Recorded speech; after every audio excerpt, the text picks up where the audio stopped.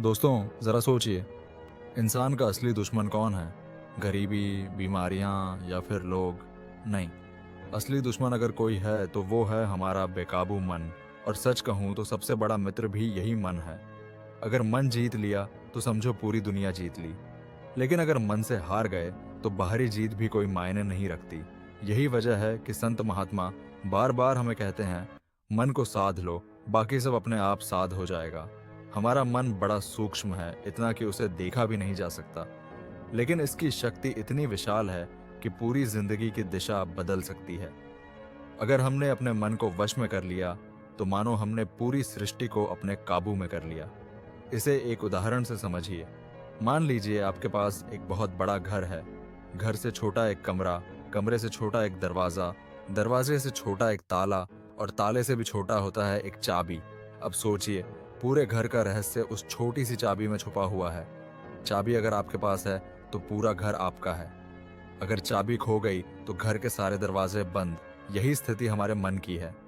मन छोटा सा है, लेकिन इस पर काबू पा लिया तो पूरा संसार आपके काबू में है। अब जरा सोचिए उस चाबी के बारे में। अगर आप चाबी को एक दिशा में घुमाओ तो ताला बंद हो जाता है, और अगर दूसरी दिशा में घुमाओ तो वही ताला खुल जाता है। यही मन है।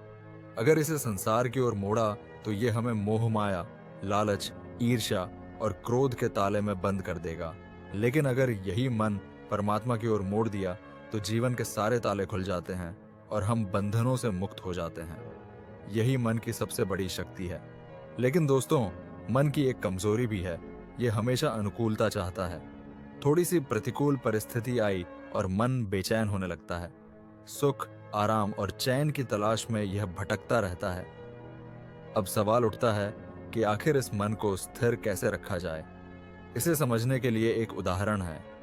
हमारे संत कहते हैं कि मन की तुलना हाथी से की जा सकती है। हाथी कितना भी नहलाओ धुलाओ, कितना भी सजाओ संवारो, लेकिन जैसे ही वो अपनी सूंड से मिट्टी उठाकर खुद पर डालता है, वैसे ही गंदा हो जाता है। यही हाल हमारे मन का है।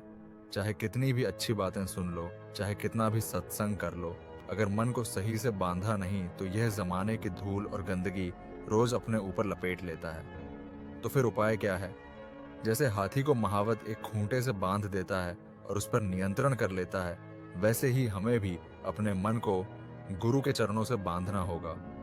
अगर हमने अपने मन को गुरु, सजराव, सद्विचार और सत्संग से बांध दिया तो यह भटकने से बच जाएगा। वरना हर दिन मन दुनियावी धूल मिट्टी में गंदा होता रहेगा और हम परेशान होते रहेंगे। अब सवाल आता है कि मन को ठीक रखने का सबसे सरल उपाय क्या है?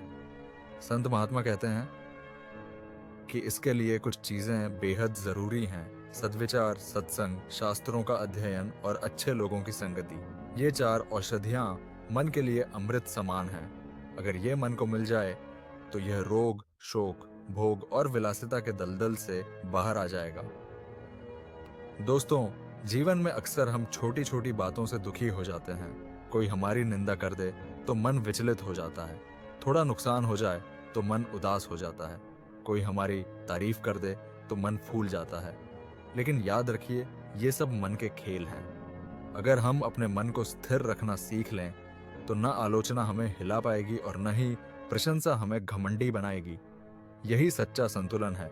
सच पूछो तो मन ही स्वर्ग और मन ही नरक है। अगर मन प्रसन्न है तो कठिन से कठिन परिस्थितियों में भी हम सुखी रह सकते हैं, और अगर मन अशांत है तो सारी सुविधाओं के बावजूद जीवन नर्क जैसा लगता है। यही वजह है कि मन पर विजय को सबसे बड़ी विजय कहा गया है। तो अब सोचिए, हमें करना क्या है? हमें अपने मन की दिशा तय करनी है। या तो इसे संसार की ओर मोड़कर बंधनों में जकड़ लें, या फिर परमात्मा की ओर मोड़कर आजाद कर दें। ये चुनाव हमारे हाथ में है, और सच कहूं तो यही चुनाव हमारी जिंदगी का सबसे बड़ा मोड़ है। मन को जीतने के लिए सबसे आसान और प्रभावशाली तरीका है ईश्वर का नाम। हरिनाम से बड़ा कोई सहारा नहीं। नाम जप से मन स्थिर होता है। मन की चंचलता धीरे धीरे समाप्त होती है। जैसे जैसे हम नाम का स्मरण करते हैं, वैसे वैसे मन की सारी गंदगी मिटती जाती है।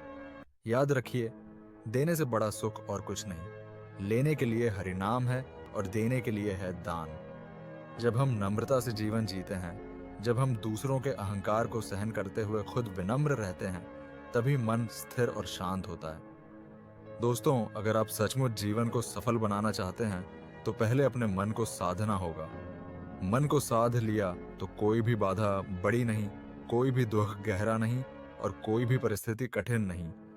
मन ही असली राजा है और इसे जीतने वाला इंसान ही सच्चा विजेता है।